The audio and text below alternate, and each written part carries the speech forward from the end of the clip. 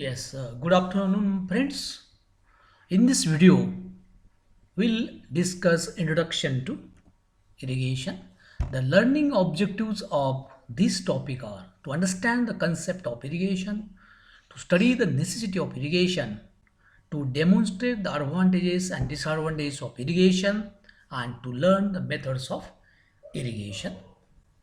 What is irrigation? Irrigation may be defined as the process of artificially supplying water to the soil for raising the crops. So, whenever the crops are in need of water, artificially supplying water to the crops is called as irrigation. And irrigation engineering is nothing but it is the system dealing with various hydraulic structures which stores the water like weirs, barrages, reservoirs and dams, and then supplying water through this storage system with the help of conveyance system is called as irrigation engineering. Why irrigation is required at all, that is necessity of irrigation. There are few reasons which are stated here: insufficient rainfall, non-uniform rainfall, growing perennial crops, ill-time rainfall. So irrigation is necessary in the areas where rainfall is insufficient for the satisfactory growth of the crops and the plants. So whenever crops are in need of irrigation water or rainfall water, at that time there is no rainfall. To fulfill these needs, we have to go for irrigation. Non-uniform rainfall, sometimes distribution of rainfall in the zone of crop area is uneven. It is not uniform. So in the crop zone, there is no rain. Sometimes you will not find rain.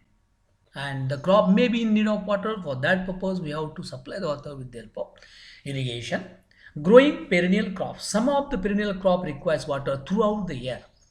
For the growth or production of the perennial crops, irrigation is necessary. So for growing perennial crops like sugar cane, or you can say cash crops, for taking the cash crop, irrigation is a must. Ill-time rainfall. Ill-time means when it is required by the crop, there is no rainfall. As and when water is required by the crop, there is no rainfall. To fulfill the water need, irrigation is required. What are the advantages of irrigation?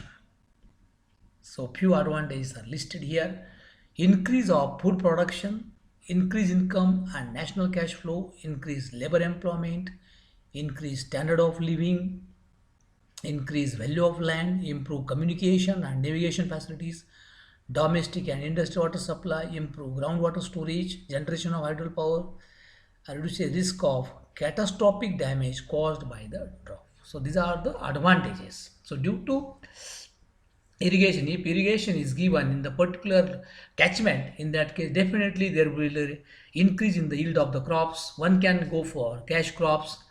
It will provide labor employability, and as cash crops are grown, definitely it will improve the living standard of the farmers. It will increase the value of land. Now if you think about the land value in the area where irrigation is possible, definitely land value is more. So these are the few advantages of irrigation.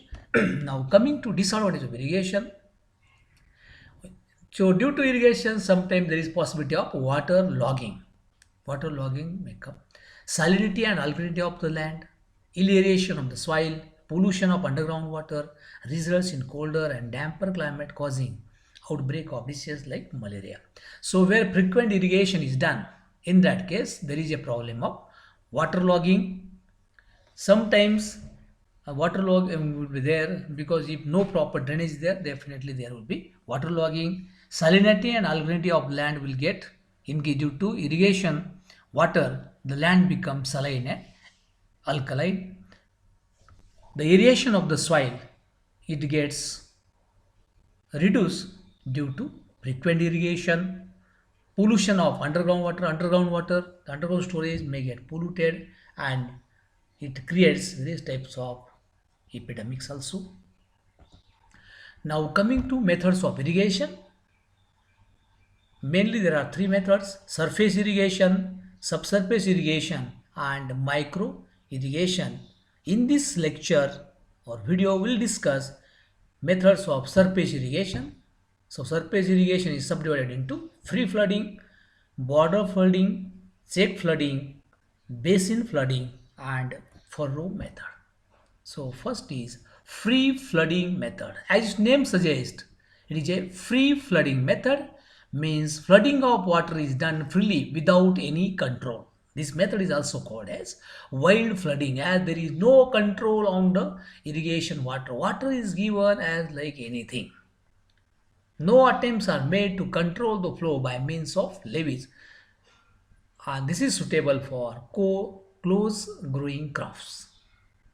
In case of this, let this as a main ditch, and these are the sub ditches. So with the help of these sub ditches and with the help of these outlets, water is discharged into the plot, into the land, and there is no control. It will flow as like thing. Unless and until this complete land is flooded, the farmer will not discharge of the water. That's why it is called as free flooding method. It is also called as wild flooding method. Due to this method, lot of wastage of water will occur. Next is border strip method. In this method, land is divided into number of strips. It is advantageous over free flooding method. So here, with the help of levees, the land is divided into this type of strips. The width of the strip varies from 10 to 20 meter and length varies from 100 to 400 meter. In this method, water flows slowly towards the lowest end and infiltrates into the soil as it advances. So from this ditch, water is allowed to discharge into the plot. And these are the levees. Due to the help of this small bunds or levees, the land is divided into different strips. Water is discharged from here and then it will proceed towards the end. When it reaches to the end, water is stopped. So during this process, there will be proper infiltration of the water and the roots of the plants will get good amount of water. Next is check flooding method. This method is modification over border strip method. In case of strip method, the complete strip is met. So here in this method, water is controlled by surrounding the check area with low and flat levees. So here this whole strip is subdivided with the help of these small levees. Levees are generally constructed along the contours having vertical interval of 5 to 10 meter. At an interval of 5 to 10 meter, the small levees in between the strips are constructed. These levees are connected with cross levees at convenient places. This method of irrigation is suitable for grain crops, normally onion crops. Nowadays wheat also is taken, like garlic is taken. So these crops are taken with the help of check flooding method. आणि महत्त्वाचं म्हणजे आता आता वाफे पद्धत आहे, हिला आपण मराठीमध्ये वाफे पद्धत म्हणू शकतो. जसे घासासाठी चांगली आहे, कांद्यासाठी चांगली. This is very good method. So in case of this there will be intensive use of water. Instead of extensive, there will be intensive, as in how much amount is required, that much amount is provided to the field. So this is called as check flooding method. Next is basin flooding method. This method is a special type of check flooding and is adopted specially for orchard trees.